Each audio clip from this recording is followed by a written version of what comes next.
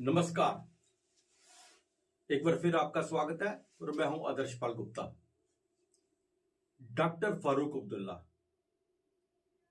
जो इस राज्य के पूर्व मुख्यमंत्री रहे हैं, उन्होंने एक प्रेस कॉन्फ्रेंस में कहा है कि 370 जो है महाराजा ने डर के कारण लगाया था, ये हमने नहीं लगाया। लेकिन डॉक्टर फारूक अब्दुल्ला शायद इतिहास पढ़ते नहीं या उसको जानने की कोशिश नहीं करते या जानते हुए भी अनजान बनते हैं। उन्हें बता देना चाहते हैं हम कि 370 1947 में नहीं लगा, 370 लगा 1949 में प्रपोजल गया इसका 306 एक आर्टिकल के तहत कॉन्स्टिट्यूशन असेंबली में। और आज ये कह रहे हैं कि डर के मारे लगाया गया, जबकि जब से धारा 370 हटी है तब से एक ही विचार है इनका, एक ही भाषा इनकी थी, एक ही बोली इनकी थी कि धारा 370 को हम वापस लाएंगे, ये गलत तोड़ी गई है। और आज ये कह रहे हैं कि हमने नहीं लगाई धारा 370। इस पे हम चर्चा करेंगे। हमारे साथ है डॉक्टर सुबेर खजूरिया जी, जिनका पहले भी मैंने आपको जिक्र किया था कि 370 के ऊपर उन्होंने काफी रिसर्च की है और बहुत सी किताबें लिखी हैं। डॉक्टर साहब, आपका बहुत बहुत स्वागत है। डॉक्टर साहब, नेशनल कॉन्फ्रेंस के जो नेता हैं डॉक्टर फारूक अब्दुल्ला, हर वक्त कोई ना कोई ऐसी एक बात निकाल देते हैं जिसमें डिबेट शुरू हो जाती है। और दुख की बात यह है कि बार बार हम यही कहते हैं कि जम्मू कश्मीर के इतिहास को पूरी तरह नहीं दिखाया गया, नहीं बताया गया, और उसका यह नजायज फायदा उठाते हैं। आज जरूरत पड़ जाती है कि हमें आप जैसे बुद्धिजीवियों को यहां बुलाने की, ताकि हम बता सके जम्मू कश्मीर के लोगों को असलियत क्या है। कल उन्होंने एक प्रेस कॉन्फ्रेंस की, उन्होंने कहा कि 370 महाराजा ने डर के मारे लगाई थी, ताकि उनका विचार था कि कहीं बाहर से लोग आके यहां पे बस ना जाए और जम्मू कश्मीर के लोग सुरक्षित हो। लेकिन सब जानते हैं, इतिहास में है 1947 में महाराजा जब इंडिपेंडेंट हुआ तो विलय की बात चल रही थी, महाराजा के पास कॉन्स्टिट्यूशन असेंबली नहीं थी। तो 370 1949 मैं सब आपसे ही जानना चाहूंगा, क्या पोजीशन थी उस वक्त? ये गुप्ता साहब, बात ऐसी है, जब हमारी जो पोजीशन विलय का जो डेट हम गिने तो वो 26 अक्टूबर हम गिने कि हमारा विलय भारत के साथ हुआ और 3 सब्जेक्ट पे हुआ। अगर हम उसी को माने तो हमारे लोग यहां से कॉन्स्टिट्यूएंट असेंबली में कब गए? ये डेट जो है बड़ी इंपॉर्टेंट है कि विलय हुआ 26 अक्टूबर को 1947 को। हमारे 4 मेंबर कॉन्स्टिट्यूएंट असेंबली के यहां से दिल्ली जाने चाहिए थे उस इंडियन कॉन्स्टिट्यूशन बनाने के पूरे प्रोसेस में। हमारा योगदान होना चाहिए। एक बात तो यह है कि हाउ हमारे 4 मेंबर यहां से गए, ये तो फराड हुआ सो हुआ, उसको आप अलग रखिए, चलो गए। आज ये देखने वाली है कि 4 मेंबरों ने वहां हमारे भारत के संविधान को बनाने में इनका क्या योगदान। पर उस वक्त जब महाराजा की हुकूमत थी, डोगरा शासक थे, तब भी जम्मू से 1 और कश्मीर से 3 गए। 3 गए, मतलब 3 जो है देखने वाली चीज है कि कश्मीर का क्षेत्रफल कितना 16,000 स्क्वायर किलोमीटर जो आज है, हमारा कितना 22-23 हजार। और वहां से के कितने लोग गए? 3। शेख साहब खुद, वैसे तो बड़ी मजे की बात है, एक रिकमेंड करता है अपने आप को, मैं जी वहां जाऊंगा। ये भी कभी सुना आपने कि रिकमेंडिंग अथॉरिटी अपना नाम भेजेगी? दूसरे बेग साहब के, तीसरे मसूदी साहब के, और हमारे जम्मू के एक मोतीराम बेगड़ाई गए थे। लेकिन दुख की बात है कि इनकी कंट्रीब्यूशन क्या थी? मतलब पॉपुलेशन के हिसाब से हमें यहाँ से जाने थे। 40 लाख की पॉपुलेशन थी, 10 लाख के हिसाब से एक मेंबर जाना था। तो 40 लाख में पीओजे के भी आता है। हमारी पॉपुलेशन अगर पीओजे की छोड़े तो ये 32 लाख के आसपास आती है। तो उसमें अगर होता तो हमारा जो था शेयर आधा आधा तो बनता। लेकिन मैं इस सबसे पहले से मैं ये जानना चाहता हूँ, जो फारूक अब्दुल्ला की जो स्टेटमेंट है उसके मुताबिक 370 जो है इसका किस तरह से लगाई गई, क्योंकि यहाँ पे स्टेट सब्जेक्ट था। देखें, वही मैं चीज बता रहा हूँ, वहां ही मैं आ रहा हूँ। जी जी। क्योंकि कुछ चीजें जो है फैक्ट को बिल्कुल साफ जो है ओपन किताब रखनी चाहिए। बात ऐसे है कि जब हमारा विलय हुआ, हमारी जम्मू कश्मीर की सिचुएशन ये थी कि स्टेट सब्जेक्ट लॉ 1927 का जो था वो चल रहा था, जो ये कहते हैं कि बाहर के लोग ना आए। लेकिन 1932 में उसकी अमेंडमेंट हुई थी कि हमारी सरकार के पास ये पावर थी कि हम किसी को भी बाहर का आदमी, हम for the benefit of Jammu and Kashmir, उसको हम बुला सकते हैं, उसको यहाँ रख सकते हैं, उसका कंडक्ट देखने के बाद इजाजत देके, रियायत देके उसको हम स्टेट सब्जेक्ट भी। वो आ जाता था जो यहाँ बाई बर्थ थे उनको फर्स्ट क्लास था, सेकंड और थर्ड क्लास में आते थे। और बहुत से बिजनेसमैन जो है उस वक्त आए थे, जम्मू कश्मीर में आए, और वो प्रोविजन जो थी वो उस वक्त लागू थी जी।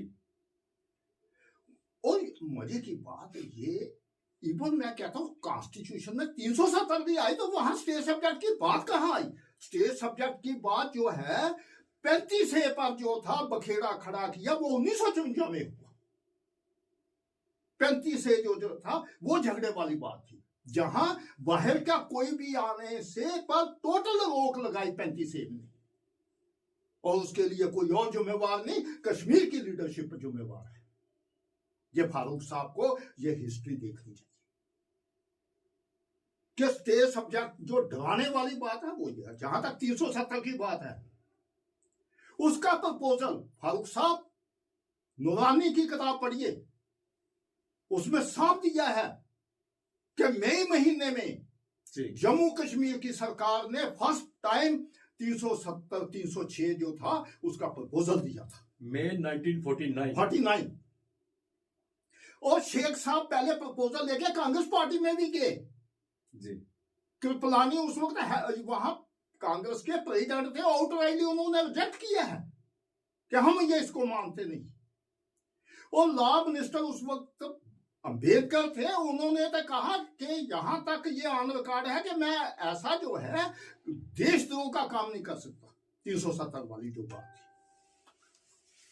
और जहां तक सरदार पटेल थे, वो कुछ अपनी मजबूरियां, ठीक है, वो नेगोशिएशन में भी आए।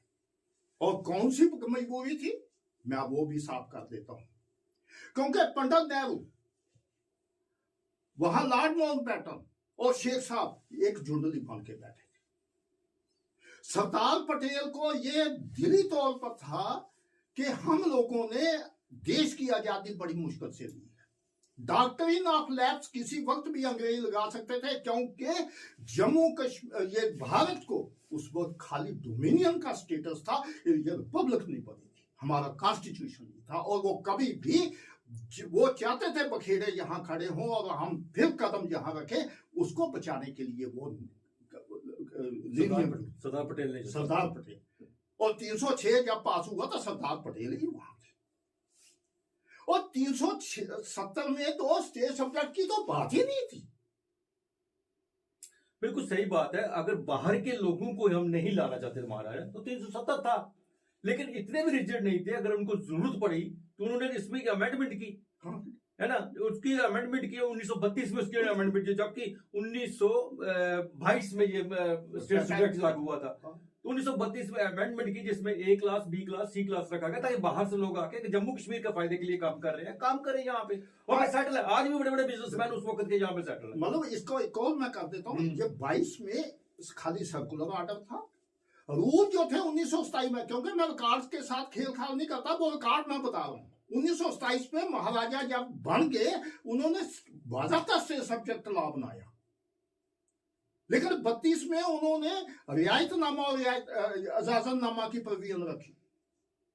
तो 370 के साथ उसका क्या रिलेशन रहा? 370 आने के बावजूद यह फर्स्ट टाइम जो था पंगा 35 से लाने वाला बैकडोर से सारा कांड जो था, 52 का जो दिल्ली एग्रीमेंट था, इसके बना पर हुआ था। ये ही हमारे लोगों के पीठ पर छोरा घूमा गया।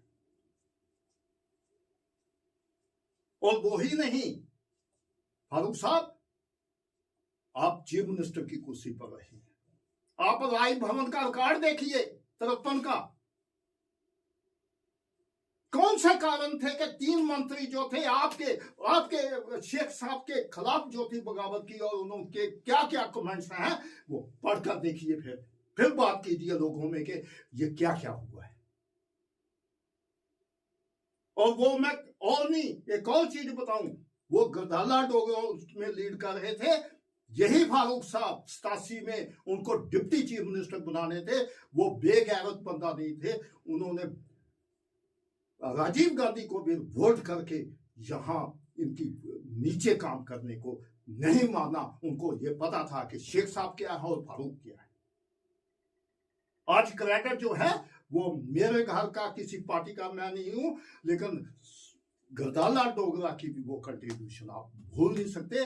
और मजे की बात है, उसके 6 दिन के बाद उनको इतना बड़ा शॉक हुआ कि ये मजबूर मुझे राजीव गांधी कह रहे हैं कि इनके नीचे डिप्टी चीफ मिनिस्टर की कुर्सी संभालो। उनकी उसी शॉक में डेथ हो गई 1 हफ्ते में, जिसे कोई आदमी जुटला नहीं सकता। और 370 और बुखलाने के लिए कोई ना कोई डिसइंफॉर्मेशन करना, ये जम्मू के लोगों के साथ दुख होगा।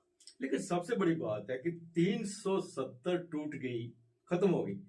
जिस वक्त से 370 खत्म हुई है, तब से लेकर कश्मीर बेस्ड पार्टी, मैं सिर्फ डॉक्टर फारूक अब्दुल्ला की बात नहीं कर रहा, सभी जितनी भी पार्टी रही है वो प्रोटेस्ट कर रही है, 370 वापस दे दो, हमें 370 चाहिए। 370 जब आप कह रहे हो कि 370 महाराजा की ने लगाई है, वो इसमें डर के मारे लगाई है, तो आप इस 370 में कैसे आ गए? अगर आपने नहीं लगाई तो आप बीच में किस लिए आप कह रहे हो कि हम 370 वापस करो? 370 के बारे में क्यों जिक्र कर रहे हो? आपको क्या फायदा मिल रहा है 370 से, और क्या नुकसान हो रहा है? और फिर आप गुमराह कर रहे हो कि 370 जो है 1947 में नहीं, 1949 में शेख मोहम्मद अब्दुल्ला जब प्राइम मिनिस्टर थे तब प्रपोजल गया था। देखिए, बात ऐसी है कि 370 का इनको सपना जो है वो आ रहा है, क्योंकि 370 की आड़ में जो 54 का आर्डर 35 से लगाया था। और एक और गुप्ता जी मैं बात बताऊं, 1975 में जब शेख अब्दुल्ला दोबारा वापस आए पावर में, शेख साहब की मंशा थी कि घड़ी की सुइयां 53 पे लेके जाओ। अच्छा, उस वक्त एक कमीशन बैठाला, कमेटी अपनी कैबिनेट की, उसमें बेग साहब भी थे, पता नहीं कौन कौन थे। मतलब फिर वो प्राइम मिनिस्टर बनना चाहते थे। हाँ, तो डीडी ठक्कर साहब को बाद में उन्होंने चेयरमैन बनना पड़ा। और डीडी ठक्कर की अपनी रिपोर्ट है कि जो कुछ यहां हुआ है for the benefit of the people हुआ है। डीडी ठक्कर मेरा नहीं था, वो कैबिनेट मिनिस्टर शेख साहब के थे। बिल्कुल। और रिपोर्ट है for the benefit of the people. तो आज मुझे ये दुख की बात आ रही है कि ये जो चीफ मिनिस्टर की कुर्सियां या दूसरा तीसरा या 370 को वापस लाने वाली जो बात कहते हैं, उनको यही है कि वो गुलशरे हमारे जो है वो खत्म हो गए। खाली 100-150 फैमिली जो चली दुनिया।